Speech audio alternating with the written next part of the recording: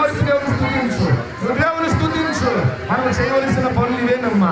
ఆరాధన, పరిశుద్ధముగా జీవించడం, పాటలు పాడడం, ప్రార్థన చేయడం, వాక్యము చదవటం మన ఆయుధాలవే, మన ఆయుధాలవే. దేవుని బిడ్డ స్తుతించాలి, స్తుతించాలి గట్టిగా. హల్లెలూయా, హల్లెలూయా. బాధ నుండి విడిపించావు నాన్న, కష్టం నుండి విడిపించావు, శ్రమ నుండి విడిపించావు, శాపము నుండి విడిపించావు, రోగము నుండి విడిపించావు, కష్టము నుండి విడిపించావు, చింత నుండి విడిపించావు. ఇప్పుడు నాకు విశ్వాలకి ఇచ్చావు. స్తోత్రం, స్తోత్రం. లేదు గట్టిగా చెప్పడం లేదు అసలు. ఎవరు కూడా నీ నోరు ఎప్పుడూ లేదు. స్తుతించాలి, చిన్నప్పటి నుండి స్తుతించాలి. హల్లెలూయా, గట్టిగా స్తుతించాలి. హల్లెలూయా, హల్లెలూయా. పరిశుద్ధుడా నీకు వందనాలు, పరిశుద్ధుడా వందనాలు. దేవుడు చేసిన మేలును బట్టి, ఈ కుటుంబంలో దేవుడు చేసిన ఉపకారాలు బట్టి దేవుడు స్తుతించాలి. హల్లెలూయా, హల్లెలూయా, హల్లెలూయా, హల్లెలూయా, హల్లెలూయా. స్తోత్రం, స్తోత్రం, స్తోత్రం. హల్లెలూయా, హల్లెలూయా, హల్లెలూయా, హల్లెలూయా. మా సంఘాన్ని దర్శించినందుకు స్తోత్రం. నీ ఆత్మతో మమ్మల్ని అభిషేకించినందుకు స్తోత్రం.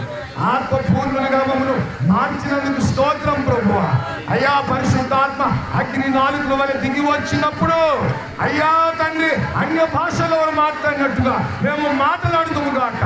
మీ ఆత్మ మా మీద గొచ్చును గాక, మీ ఆత్మ వర్షం మా మీద కురిపించుము గాక. హల్లెలూయా, హల్లెలూయా. స్తుతించాలి గట్టిగా. హల్లెలూయా. దేవదూతలు ఆరాధిస్తూ ఉంటే, గడప పరిశుద్ధుడు పరిశుద్ధుడని ఆరాధిస్తూ ఉంటే గడప కమ్ముల పునాదులు కదులుతున్నాయి. ఈ ఆరాధన నీ పక్కన వినబడ్డాడు. ఎలాగ దేవుడు కార్యం చేస్తాడు. గట్టిగా స్తుతించాలి గట్టిగా. హల్లెలూయా, హల్లెలూయా. నీ నోరెప్పాలి, నీ నోరెప్పాలి. హల్లెలూయా. నువ్వు చెప్పావు గట్టిగా. హల్లెలూయా. నువ్వేం చెప్పావు గట్టిగా చెప్పు. హల్లెలూయా, హల్లెలూయా, హల్లెలూయా. పరిశుద్ధుడని కొందరు. హల్లెలూయా, హల్లెలూయా. కళ్ళు మూసుకుందాం, ప్రార్థన చేద్దాం. ప్రార్థన. పరిశుద్ధుడా, నీ పరిశుద్ధమైన, ప్రశస్తమైన, ఘనమైన, ఉన్నతమైన, అమూల్యమైన, శ్రేష్టమైన అన్ని నామముల కంటే పై నామము కలిగిన యేసయ్య నీకు స్తోత్రం. నాకు ఒక వందనాలు చెల్లిస్తున్నాను. ఇదిగో నాన్న, నీ కుమారుడు ప్రార్థించినప్పుడు ఒకసారి నామలు ప్రార్థన చేస్తున్నాను. ఈ గ్రామాన్ని, సంఘాన్ని, కుటుంబాలను ప్రేమించి ఈ దాసులు నడిపిస్తున్న విధానం స్తోత్రం. శుభప్రయాణించినందుకు స్తోత్రం తండ్రి. ఈ సమయం తండ్రి, సంఘాన్ని మీరు సిద్ధపరిచినందుకు స్తోత్రం. అనేకులతో మీరు మాట్లాడి ప్రభువా ఆటంకాలు అడ్డులు తొలగించి మీ పాదాల దగ్గర నడిపిస్తున్న విధానం బట్టి మీకు స్తోత్రం. నీ స్వరం మాకు వినిపిస్తున్నందుకు స్తోత్రం. నీ ముఖ దర్శన భాగ్యాన్ని మాకు కలిగిస్తున్నందుకై మీకు స్తోత్రాలు. మీ ఆత్మ ద్వారా సమస్త కార్యము జరిగిస్తున్నందుకు స్తోత్రం. ప్రవాహము వలె మీ ప్రజలను నడిపిస్తున్నందుకు స్తోత్రం ప్రభు. తండ్రి, వినగల చెవును గ్రహించే మనసును మీరు ఒప్పించినందుకు స్తోత్రం. ఆశగల ప్రాణాలను తృప్తిపరిచినందుకు స్తోత్రం. హృదయ వాంఛలను తీర్చినందుకు స్తోత్రం. ప్రార్థన ఆలపించినందుకు స్తోత్రం. ఎంత ఆత్మతో మీ దాసులను ఎత్తి పట్టుకొని మా అందరితో మాకు అర్థమైన రీతిగా మీరు మాట్లాడి బోధిస్తున్న బోధకుడానికి స్తోత్రం. ప్రార్థన ఆలపించినందుకు, ఆశగల ప్రాణాన్ని ఈ సమయం తృప్తిపరుస్తున్నందుకు స్తోత్రాలు. మా కోరికలను సిద్ధింపజేస్తున్నందుకై మీకు వందనాలు చెల్లిస్తూ ఈ సంస్థ ఆరాధన చెల్లు సమర్పించుకుంటూ యేసుక్రీస్తు నామమున ప్రార్థించి పొంది ఉన్నాము పరమ తండ్రి. ఆమేన్, ఆమేన్. చప్పట్లు కొట్టి దేవునికి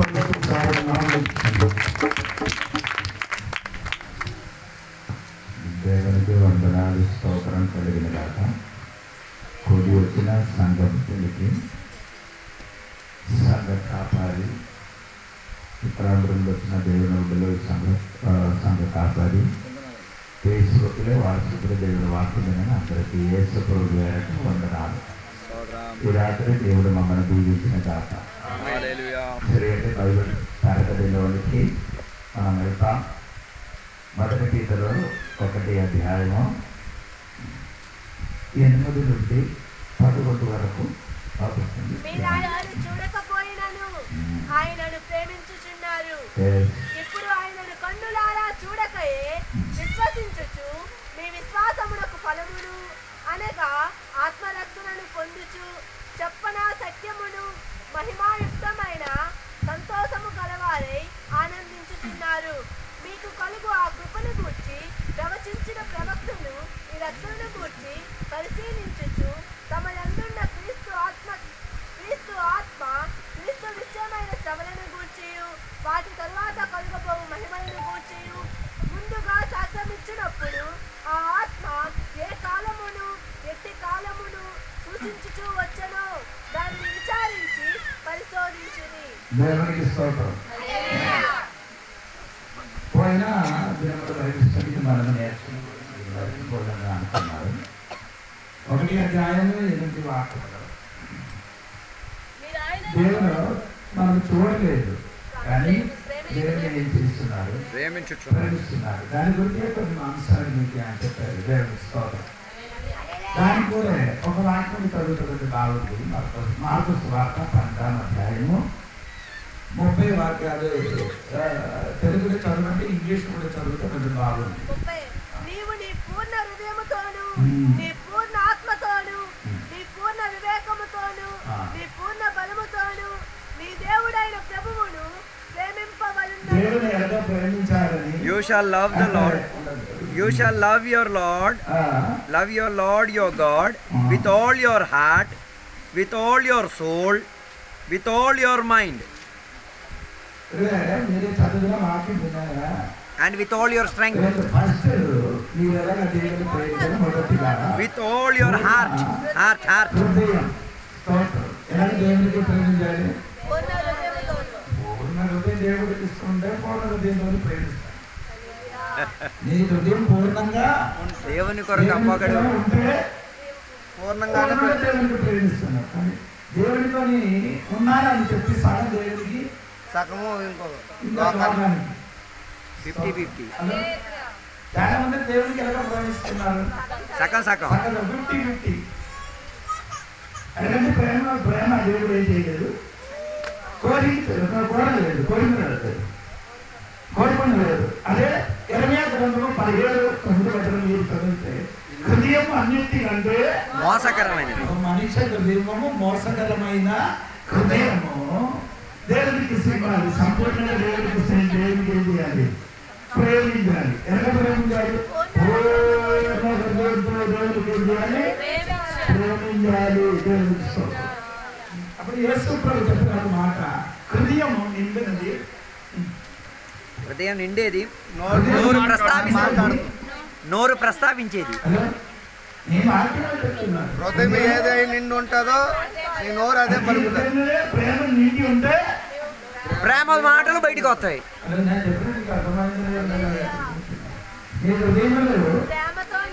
ప్రేమతో నిండి ఉంటే ప్రేమ గల మాటలు బయటకు వస్తాయి. ఏది హృదయం నిండి ఉన్నారో అదే బయటకు అదే బయటకు వస్తున్నారు. నీ మాట్లాడినప్పుడు చూడండి, ఆ మాట వింటున్నప్పుడు మన వంటి వెళ్ళేసరికి వెంటనే తెలిసిపోతుంది. లోనే ఉంది, లేదు లోపల ఏముందో దేవుని ప్రేమతో నిండి ఉంటే ప్రేమ కలిగే ఆ మాట వచ్చినప్పుడు ప్రేమతో ఉన్న మాట వస్తుంది. హలో, ఒకటి ఎలాగ ప్రేమించాలి? 2 పూర్ణ అక్కడ ఆత్మ అని చెప్తున్నాడు. Soul, with all your soul. ప్రాణం ప్రాణం ఏంటంటే ప్రాణం అని చెప్పినది. ప్రాణం అని చెప్పినది ఏమండి? ప్రాణం అని చెప్తే అడుగుతున్నారు. లేదు, మీకు నా వాటికి చదివితే వినిపితే అర్థం అవుతుంది. ప్రకటన గ్రంథము 12:11 చూడండి. ప్రకటన గ్రంథము 12:11 అప్పుడు మీకు అర్థం అవుతున్నారు. వారు గొర్రెపిల్ల రక్తమును బట్టి తామిచ్చిన సాక్ష్యం బట్టి వారిని జయించుచున్నారు గాని మరణం వరకు తమ ప్రాణమును ప్రేమించిన వారు కారు. ఎప్పటి వరకు? మరణం వరకు. అంటే నీ ప్రాణం ఏం చేయాలి? దేవుని వరకు పెట్టాలి, అప్పగించాలి, త్యాగం చేయాలి, త్యాగం చేయాలి, సమర్పించాలి, అర్పించాలి. అటువంటి యొక్క ప్రేమ నీ రోజు ఉండాలి. ఆమేన్. హల్లెలూయా. అదే సోడు అని చెప్తున్నది ఏమంటే నీ ప్రాణం దేవుని వరకు ఏం చేయాలి? అప్పగించబడాలి. అర్పించాలి. ఎప్పుడు వరకు? మరణం మరణము వరకు మరణం వరకు నీ ఎలా ఉండాలి? ప్రేమించాలి. ప్రేమించాలి అని ఉండాలి. మరణం వరకు నమ్మకంలోనే ఉండాలి. విశ్వాసాన్ని కాపాడుకు. ఈ మాట ఎప్పుడు మీరు విన్నారు? ఈ మాట ఎప్పుడైనా విన్నారా? మరణం Yes. వరకు మరణం పర్యంతరం నమ్మకస్తుడిగా ఉండమని. ఎప్పుడు విన్నారు? మరణ పర్యంతరం నమ్మకస్తుడిగా ఉండమని. ఎప్పుడు విన్నారు? నన్నేటి చూద్దాం, నన్ను చూద్దాం. పెళ్ళిళ్ళు కాదు. ఇది బాప్తిజం పొందిన బయటికి వచ్చినప్పుడు. ఆశీర్వాదం అనేది చెప్పినది. అందరూ ఏం చెప్పరు, కోడికి ముంచినట్టుగా ముంచి బయటికి వెళ్ళిపోవాలి. 4 ఫోటోలు కూడా తీస్తారు. హలో, ఇది ముంచిన తర్వాత ఏం చేయాలి? చెప్పాలి. చెప్పాలి. బయటకు వచ్చిన తర్వాత ఏంటో తల మీద చెయ్యించి ఆశీర్వదించి చెప్పాలి. ఇక నుండి నువ్వు మరణం వరకు మరణం వరకు నీ మరణం వరకు ఎలా ఉండాలి? నమ్మకముగా ఉండాలి. నమ్మకస్తుడిగా ఉండాలి. స్తోత్రం కలుగుగాక. ఈ చైనీయులు ఉన్నవాడు బాప్తిజం పక్కన ఆడుకుంటుందని అడుగుతున్నారంటే 2 మాటలు అడుగుతుంది. ఏసరి వరకు చచ్చిపోవడానికి రెడీగా ఉంటాడు, సిద్ధంగా ఉన్నావా? సిద్ధంగా ఉన్నారు. 2 మీ డబ్బులు దేవుని వరకు ఇవ్వడానికి సిద్ధంగా ఉన్నారని అడుగుతున్నా. ఇప్పుడు ఇక్కడ అడిగితే ఎవరు బాప్తిజం తీసుకో. తీసుకోండి, అందరూ అంటే తర్వాత తీసుకున్నాను ఇక్కడ వెళ్ళిపోతాను. హలో, ఒకవేళ అదే సిస్టమ్ ఇక్కడ అడిగితే మరి తీసుకో. ఆ సిస్టర్ అడిగితే మనం కూడా అడగాలి. ఎదుగుతుంది భయం ఎందుకు? వెళ్ళిపోండి. తీసుకున్నా తీసుకుంటాం. ఇది కింద మొదలైతే అక్కడే బాప్తిజం ఇస్తామని ఈ లెక్క అప్పచెప్పడానికి మనం అవుతుంది. ఒకడే ఉంటే చాలు. మీరు అందరికి మనం పరలోకం తీసుకొని వెళ్ళాలి లేదు. వెళ్తామని దేవునితో ఏం చేయలేదు. టేకా తీసుకోలేదు. టేకా తీసుకోలేదు. ఒప్పందం. సరిగా వింటే పర్లోకం వెళ్తుంది, వింటే లేకపోతే కిందకి కానీ పైకి ఏదో ఒకటికి నేను ఏం పోతాను. అది చెప్తాను అంటే ప్రేమ. అది మూడవదే దేవుని స్తోత్రం. పూర్ణ మనసుతో. మనసు అంటే నీ మైండ్ దేవుని స్తోత్రం. నైవేద్యం నీకు అర్థమవుతుందా? నైతికి చెప్తున్నాడు, మనసుకి చెప్తున్నా, కార్డియా కార్డియా. అందుకే నీకు భాష కార్డియా. ఏది? హృదయం. హృదయం అంటే నీ తలంపుల కేంద్ర స్థానం ఏంటండి? నీ తలంపుల తలంపులకి కేంద్ర స్థానం ఎక్కడ? హృదయం. హృదయం. అక్కడ ఏ హృదయం తలుచుకున్నారో అది దేవునికి ఇవ్వండి. స్తోత్రం. ఏది ఇవ్వండి? ఎప్పుడు ఇచ్చేది? ఎవరికి రక్షణ మొదలు ఉన్నప్పుడు ఇచ్చే మళ్ళీ మరి ఇంకెవల మళ్ళీ ఇవ్వలేదు దేవుడికి. స్తోత్రం. అది కాదండి, నీ హృదయము ఏమన్నా చేయాలి? నీ ప్రతిదినం ప్రతిదినము నీ హృదయములున్నా ఆ కేంద్ర స్థానాన్ని కేంద్ర స్థానం ఏది? నీ తలంపు ఆలోచన. స్తోత్రం. నీ యోచన. అందులో సరైన చింత లేని వాడి సందే అయిపోతుంది. సరైన చింత లేకపోతే సంత అయిపోతుంది. అంటే అర్థం అంటే ఏటి అమ్ముతున్నాడు, ఏటి కొంటున్నాడు అడిగి తెలియదు. అర్థం అవ్వలేదు. ఈ చింత కరెక్ట్ లేకపోతే ఏమవుతామా? బయటపడి సంత బుర్ర పని చేయండి. సంతలాగే ఉంటది. సందరగా ఉంటుంది. సందలు ఏమవుతుంది? ఏడు చేస్తారు అమ్ముతున్నారు, అక్కడికి వెళ్తే ఏమవుతుంది? అదే నీ జీవితం అలాగే జరుగుతున్నది. ఎందుకంటే నీ చింత కరెక్ట్ లేదు. నేను చెప్తున్నా, అర్థమైందా లేదు? కొందరు జీవితం చెప్తా అయ్యారు బాగులేదంట. బాగులేదంటే నీ చింత బాగు. నీ హృదయంలో ఉన్నది కరెక్ట్ చేయాలి. ఒంటరిగా కూర్చున్నప్పుడు ఏంటంటే చింతిస్తున్నావో అదే అది కంట్రోల్ చెయ్యి. అది కంట్రోల్ చెయ్యి. టికెట్ లేకుండా ఎగిరి విశాఖపట్నం కానీ హైదరాబాద్ వరకు వెళ్ళిపోతున్నాను. సెంతలో ఆ సిందరు ఇలాగే తిరగడమే విశ్వాసి. శరీరం ఎక్కడ ఉంది? మనసు మాత్రం ఇంకెక్కడ. మనసు నీ చింత ఆయన కేంద్ర స్థానం ఎక్కడ ఉండే భూలోకమన్నీ ఏం చేస్తున్నారు?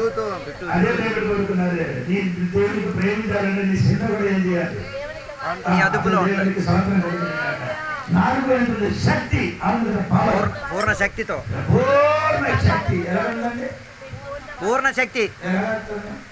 చర్చకు వచ్చాం 5 సార్లు అనేది పదం శక్తి మళ్ళీ చచ్చిపోయింది. ఈ దగ్గర వాడు చచ్చిందా బ్రతుకుందా తెలియడానికి ఏం చేయాలి? ఈ దగ్గర కూర్చున్నవాడు చచ్చినవాడు బ్రతుకున్నవాడు ఎలా తెలియాలి? పొడితే చాలు తెలిసిపోతుంది. సంవత్సరం చెప్పలేదా ఆయన అంతా ఆడు చచ్చింది. ఆత్మీయంగా చచ్చి వేరే ఎక్కడ చదువుతండి చచ్చినప్పుడు గురించి తెలియడానికి స్వాతంత్రం మధ్యన మధ్యన చెప్తుంటే బ్రతుకున్నాం. ఆత్మిక విషయాలు బతుకున్నాడు. ఆత్మీయంగా చనిపోయిన సమం. ఆత్మీయంగా చనిపోయి అటువంటి వాడి దగ్గర కూర్చోకూడదండి, సైడ్ కూర్చోండి. ఈ రోజు దాని ఒకరి దగ్గర కూర్చోరాడు చచ్చిన ఒక మనిషి కదా ఆత్మీయముగా చచ్చిందండి. ఉన్నవాడి కూడా ఉంది కథలుతుంది కథలుతుంది. దీనిలో ఉన్నవాడు ఏమవుతుంది? శక్తి ఉన్న దేవుడి శక్తితో దేవుడికి ఆరాధన దేవుడి పూర్ణ శక్తితో దేవుడికి ఇచ్చిన శక్తితో వ్యక్తితో దేవుడు